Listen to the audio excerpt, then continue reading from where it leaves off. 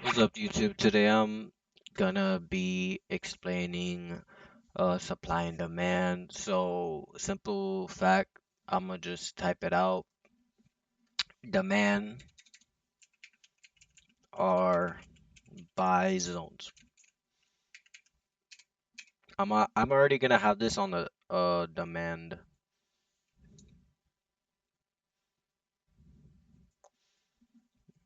Uh, do I? Did I forget how to spell demand? No, I spelled it right. I'm triggering. Um, Supply are sell zones.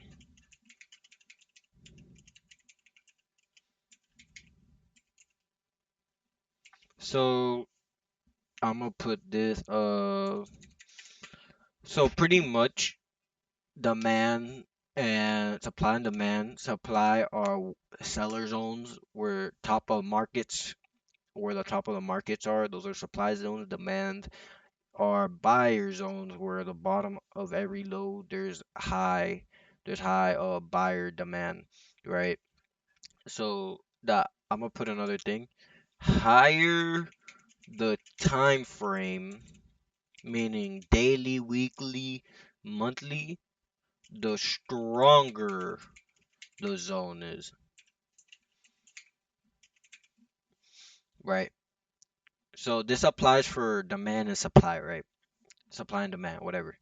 So so Brian, how do you find supply and demand? So to find demand, you go from every low right here to every high. And every 7.6 zones are high, are very, very high demand zones, right? These are very high demand zones. I'm gonna put it blue. So you guys can copy my Fibonacci thing. You guys just screenshot this real quick and just do it. You guys can pause and everything, right? So these are demand zones, meaning these are less risk. Remember that the 8.6 is the less risk. Every low has high demand zones under it, meaning right after you find the daily supply, you're gonna go to right here.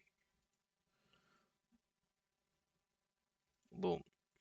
There's a high sell zone right here, meaning supply. There's a lot of supply, meaning if you guys have a lot of supply, what usually happens in store, they wanna get price cheaper to sell more of it. You get me? Try to make it sense, like logically sense, like you get me? So boom.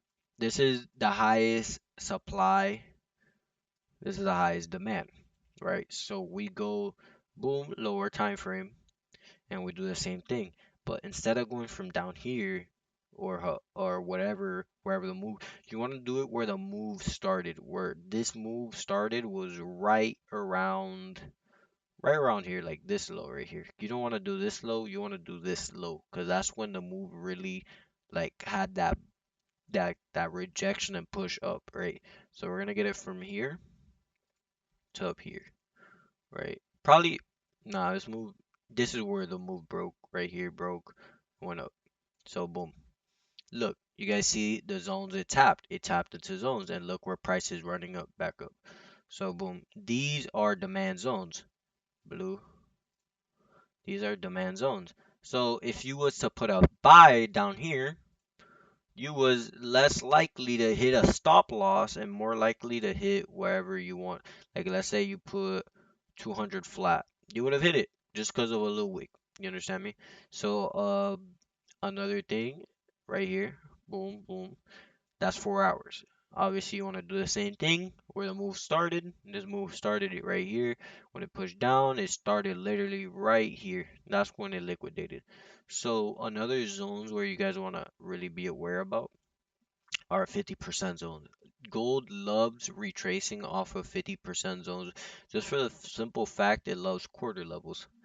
Um, like quarter levels meaning like let's say it's at 120, 51, 25. It usually people I would rather you put like your take profit at a quarter level like 51.25, 51.50, 51.75, or 52 flat. All right. Another thing, another trick. And another rejection zone where it's at a 50% zone. Usually they just reject off these zones and just bounce, right? So you have this little range right here where it's just bouncing between these two ranges, right? And right now there's a lot of both. There's a lot of both, right? Between here. And it's really simple. It's literally just that. That's literally supply and demand. I don't gotta explain nothing more than that because supply and demand is literally like I can delete all of this and show you like under every low. I can delete all of this and under every low, like I would say right here, there's a lot of demand here. There's a lot of demand here. A lot of people just trade like this. There's a lot of supply right here.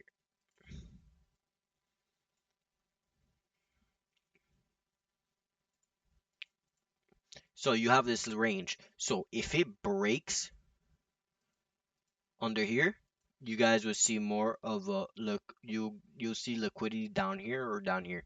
So you have your take profit down here or down here, right? That's if it goes down there, breaks low. If it breaks high, you will see a liquidity sweep right here, or up here. Same thing. So it can go either way. You just gotta wait for the break, to be honest. Uh, I'm gonna do the same thing. You get me? So it's the same thing, chat. So you just gotta be aware of it, of where like you don't really need the Fibonacci, just every zone and every type of zone. If you see rejecting like this, there's a high supply zone. If you see it rejecting like this, chat, there's a high demand zone. Meaning there's a lot of people putting buys at 50 at 50.20 probably. There's a lot of people buying at 50.25. You know what I mean? Right here. This is a high demand zone. This is a high supply zone. Same thing. I would say mainly look at it through daily and 4 hours and also 1 hour if it doesn't look too clear. And that's pretty much it. Supply and demand. Supply and demand. Like I said, supply. Think about it like a store. If there's a lot of supply, they're gonna try to drop price cheaper. Think about it like a grocery store. I have too much supply. I need to sell this. I need to sell. I need to make my money. Boom, they liquefy the market. That's what happened here. Price was way too high, and buyers were like, "No, I'm not buying up here. 5,400. You're crazy." Boom, goes down to a zone, a demand zone. All right, price looks a little bit better. It looks better. Price looks way better down here. All right, I'm a de- I I feel like price looks really good at 50.25. I'm a buy. Boom. And then buyers were like, nah, I'm not buying at 52. Boom, and it just goes down and it just consolidates. Until we get that confirmation breakout between either zone, that's when you would want to like buy. Like, I would tell you if you would want to buy up here, it's because you're catching a breakout. You're catching the move up and then back up. Unless in that, you shouldn't be buying up here. You should be selling, right? If you would have sold right here, you would have caught this move down. If you would have bought right here, you would have caught this move up, right?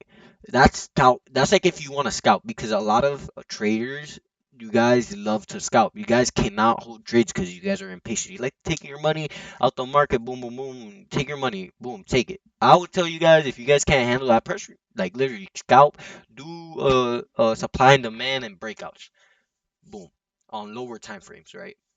But in my strategy, I obviously hold because that's where the money's at. The real money's at. You catch a big wave, you risk a little less and you make a way more profit. And less risk meaning less money like the stop loss. Like if you was to put like let's say you would put a buy right here. It touched your zone, it rejected. All right, we're putting a buy right here. We're putting up here. That's first take profit, right? That's the first take profit, let's say. Up here is first take profit. Let's get our second take. If it breaks our zone, this is second take profit up here. Third take profit, all time highs. You get me? This, because if you have a bias on gold, if it's just gonna keep going up, might as well just hold the best position you have. You never want to just keep entering the market because sometimes, bro, I've had people where they would enter right here and it would retrace back down here, get stopped out, and then go right back up. You understand me? That's why I always tell y'all to just make it simple. Or if you just can't handle the pressure, just scout. If you can handle the pressure or just holding your trade, just leave it. Either way. So that's pretty much it. That's supply and demand. Simple.